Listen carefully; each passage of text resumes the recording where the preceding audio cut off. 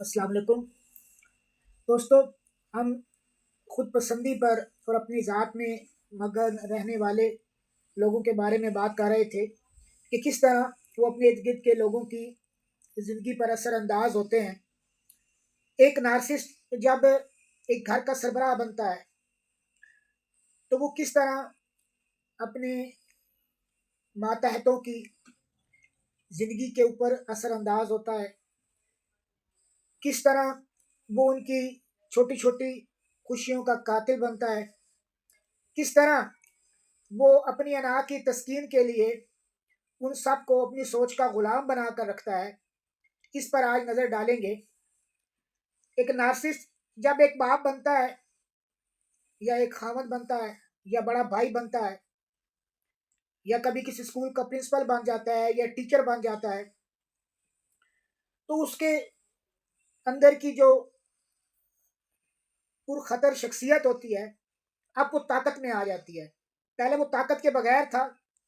اب اس کے پاس ایک طاقت آ گئی، ایک عہدہ آ گیا، ایک پاور آ گئی۔ اب وہ اس طاقت کا استعمال کر کے اپنی انا کی تسکین کے لیے وہ دوسروں کا نہ صرف کہ جینا حرام کرتا ہے بلکہ ان کی زندگی ایک مسلسل دردناک عذاب بنا دیتا ہے۔ وہ نہ کسی کو جینے دیتا ہے، وہ نہ کسی کو مرنے دیتا ہے۔ اس کے ساتھ جس کا بھی تعلق بنتا ہے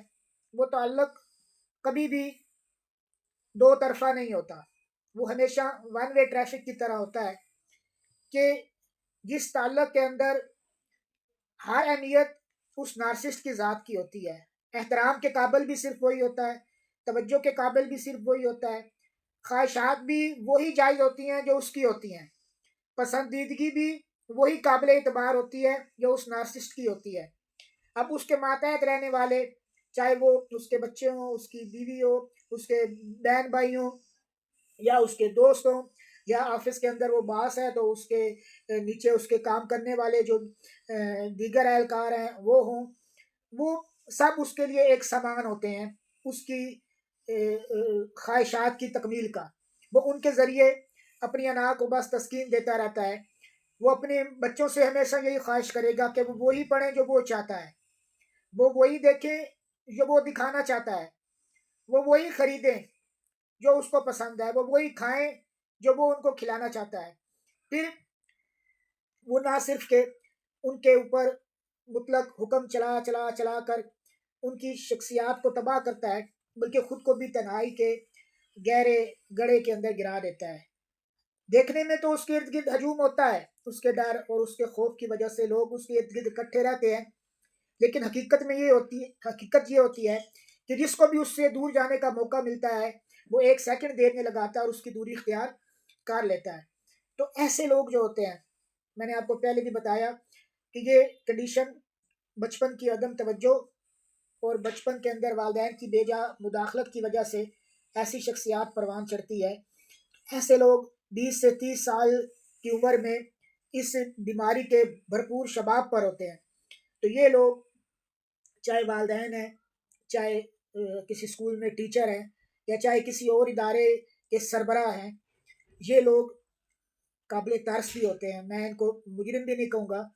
میں قابل ترس کہوں گا، کیونکہ ان لوگوں کی اس شخصیت کے بننے میں ان کا اپنا کوئی قصور نہیں ہوتا بلکہ ان کی یہ شخصیت بننے میں قصوروار کوئی اور ہوتا ہے۔ اچھا، پھر اس مسئلے کا حل کیا ہے؟ ہم کیا کریں کہ یہ رویہ دور ہو جائے؟ اب دیکھیں، پرماننٹ حل کی بات کریں تو میری نظر میں سب سے بہترین حل خود آگاہی ہے کہ اگر ہم کسی رویے کے بارے میں سمجھیں اور پھر اس کو اپنی ذات میں ڈھونڈنے کی کوشش کریں۔ اب میں کہوں کہ میں اس رویے سے بالکل پاک ہوں تو میں جھوٹ بولوں گا، میرے اندر بھی یہ رویہ رہا ہے اور یہ ہر انسان کے اندر یہ چیز ہوتی ہے کہ وہ کوشش کرتا ہے کہ اپنی خواہشات پہ دوسروں کو چلائے۔ لیکن اگر ہم اس چیز سے آگاہی حاصل کر لیں کہ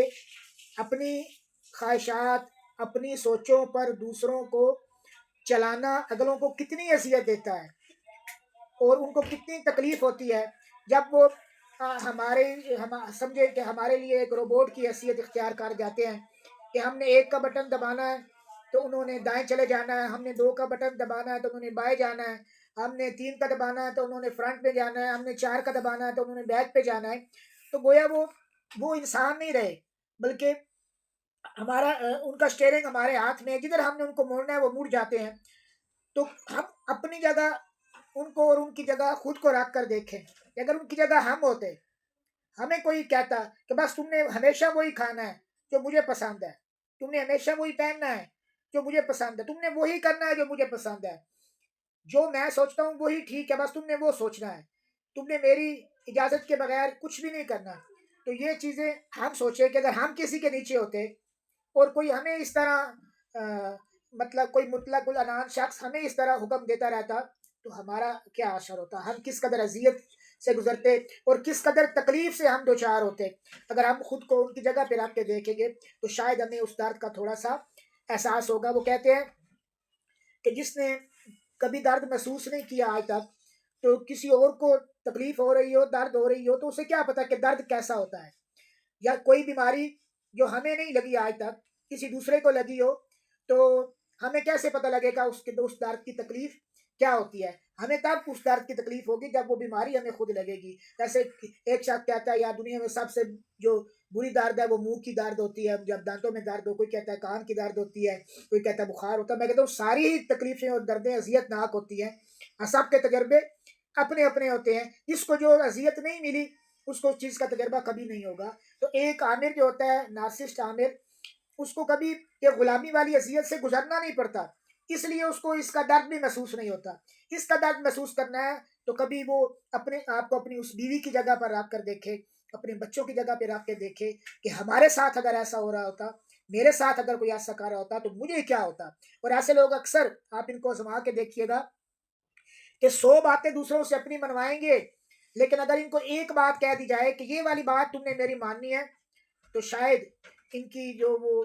ایگو ہے وہ اتنی زیادہ ہارٹ ہوگی کہ یہ غصے کے بارے آپے سے باہر ہو جائیں گے۔ تو اپنی ذات کے اندر